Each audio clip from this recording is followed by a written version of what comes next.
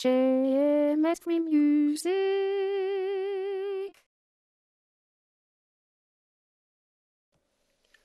It's been about 5.5 months since I did my first video, which focused on the tools that I was primarily using at the time for my music creation. So I figured I'd give it an update since I am using a couple of new tools now. First of all, not necessarily a new tool per se, but soundsforbeats.com is still one of my primary go-to places.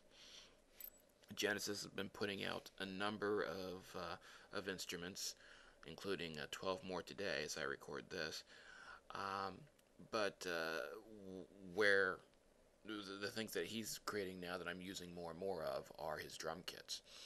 Now that I have a means using Vienna, Viena, to create my own sound fonts from wave files, I have a means of using his drum kits in print music itself by creating my own sound fonts first, importing those into SFZ Plus, and then I can have percussion right there with the rest of my right there with the rest of the scores I put together, which is a really big boon for me. The second tool that I use a lot is Garrett and World Instruments. Bought this just before Thanksgiving. I was actually going to get Jazz and Big Band 3, but then saw that this was out and jumped on this instead. Uh, Garrett and World Instruments. Let's see, I've already created a blank document here, so we can show this. But also uses the ARIA player and integrates perfectly. As you can see, Garrett and Personal Orchestra, which I've already had, is right here, but so is Garrett and World Instruments, and follows the exact same format, standard and notation versions of all the instruments, and they break down tremendously. I think there's over 300 instruments in here. My only complaint, if you can say that, is that the instruments in GPO4 sound great in general without any reverb, but the instruments for Garrett and World Instruments almost all sound incredibly dry without any reverb on them. And then the third tool that I'm using pretty heavily, let's close this. Third tool that I'm using pretty heavily is Reaper. This is actually my new DAW. I had been using Music Maker previously, but in December, yeah, I made the switch to Reaper. I realized that for what I was doing with music, I needed something a bit more advanced, and started looking around. Looked at Reaper, looked at FL Studio, but Reaper, FL Studio, I just could not make any sense of, even after all this time working with Music Maker and getting that experience with that DAW. Could not make any heads or tails of FL Studio, but Reaper made sense to me. On top of that, about the same time, I found a site of free Reaper tutorial videos, which gave me a little bit of an extra boost in knowledge. But then I discovered Groove3, groove3.com, and they create tutorial videos for all the major DAWs, including Reaper. And between that plus the general knowledge I'd gained from working in Music Maker, it was just phenomenal. And you'll notice this screen for Reaper looks rather different from this screen. That was another one of the reasons that I liked Reaper. It's very customizable. There are a number of themes that are available for it, which you can download and use. That's what I've done here. But if you know what you're doing, you can also tweak things yourself and create that into a theme. Haven't gotten that far yet.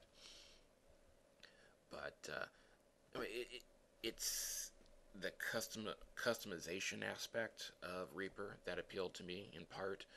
It's also that it's much more intuitive to do certain things like automation than Music Maker ever was to me. And the limitation of 2 sends in Music Maker did not help much. That was somewhat of a limitation at times. Um, this is Beldandi. I am currently mixing properly for the first time the pieces of the Goddess project, starting with Beldandi. And well, it's not explicit here. In some of the other things I've done, I have had ascend go to ascend to ascend. So I could not have done that in Music Maker. Also, automation has been very useful here.